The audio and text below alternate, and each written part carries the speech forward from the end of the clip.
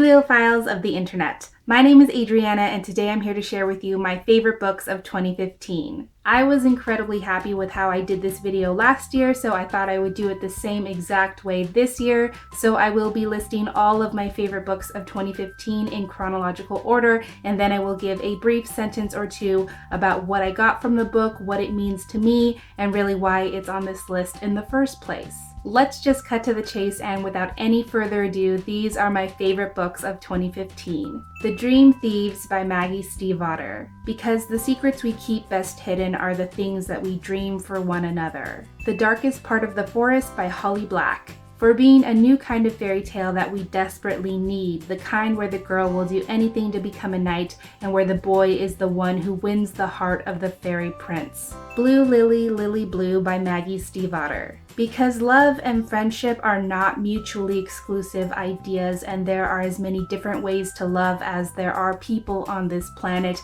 so why not love as many people as you are able, love them especially, and love them fiercely. Brown Girl Dreaming by Jacqueline Woodson. For showing us that one brown girl, and by extension every brown girl, has her place in the broader scheme of the world. Station 11 by Emily St. John Mandel. For assuring me that survival is not sufficient, and because in the most difficult of times it's not what we lose but what we fight to keep that defines us. I'll Give You the Sun by Jandy Nelson. For reminding me that love in all of its complications and triumphs and in all of its forms can shape the way we see and understand the magic of the world around us. A Darker Shade of Magic by V.E. Schwab. Because it's entirely possible for multiple worlds to exist in one place if only we remember to look for them. The Sky is Everywhere by Jandy Nelson. Because there are as many different iterations of loss as there are people in this world, and because no single articulation of grief can ever outweigh another. Norwegian Wood by Haruki Murakami. Because sometimes the best and only way to love somebody is to remember them. Chew by John Layman and Rob Guillory.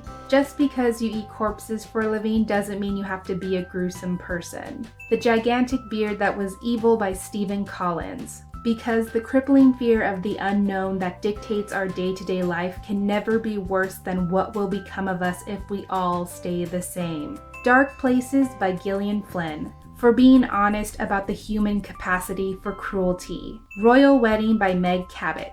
Because growing up doesn't mean that you stop making mistakes or that you magically have all the answers, but if you surround yourself by people who you care about and who also care about you in return, then making mistakes, even big ones, won't seem so scary. Simon vs. the Homo Sapiens Agenda by Becky Albertalli. For being the sweet queer romance that everyone deserves to read, and for proving that no amount of BS in this world can ever ruin the pure wonder of getting to know an incredible someone word by word every single day. Far from the Madding Crowd by Thomas Hardy. Because the things that most affect our personal well-being may not necessarily be the most important thing, and the person who can differentiate between the two is rare indeed. The Last Ever After by Soman Chainani. Because sometimes just learning to be happy with yourself is the best ending. Uprooted by Naomi Novik.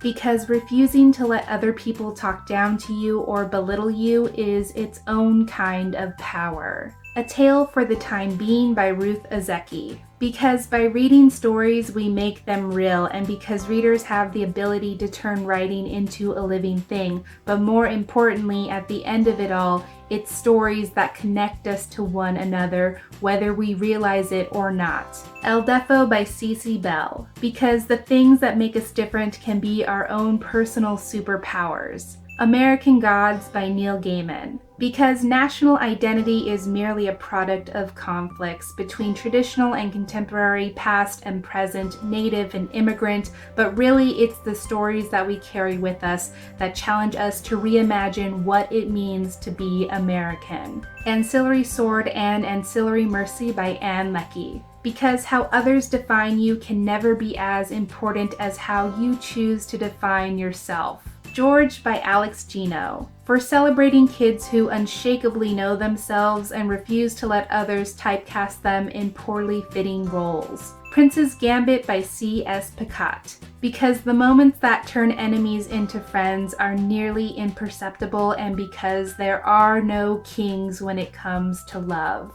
The Thing About Jellyfish by Ali Benjamin, because the answers that matter the most, the answers to the impossible questions we bump up against in the real world, are often the ones that elude us, but that doesn't mean that we shouldn't ask the question in the first place. Awkward by Svetlana Chmakova, because the things that make us similar are way more important than the ways in which we are different. Phoebe and Her Unicorn by Dana Simpson, for having characters who see their friends' flaws as just another opportunity to love that friend even more. A Tale of Highly Unusual Magic by Lisa Papadimitriou, for showing me that magic, even the highly unusual kind, is no magic at all unless it's shared with someone else. Holidays on Ice by David Sedaris, for reminding me that traditions and the people we share them with are pretty freaking weird, but that's also what makes them special. The Fifth Season by N.K. Jemisin, because the apocalypse signals not the end of the planet but an end to a way of life, and those who survive are the ones who control history, so you'd better do what it takes to be a survivor. Rules for Stealing Stars by Corey Ann Haydu, because the things we need to feel safe aren't the same as what another person needs, and when someone you care about isn't in a position to recognize everyday instances of magic, sometimes the best thing you can do is learn to appreciate it for them. And finally, Hunter x Hunter Volume 1 by Yoshihiro Tagashi, for a much needed reminder that conviction renders the odds insignificant. So there you have it. Those are all of my favorite books of 2015. In the comments down below, please let me know if any of these books made it onto your list as well, or feel free to let me know what are some of the best books that you read in 2015, because of course I'm always open to recommendations. But that is everything I had for this video today. Thank you so much for watching. I really hope that you enjoyed it, and I will catch you on the flip side of the page.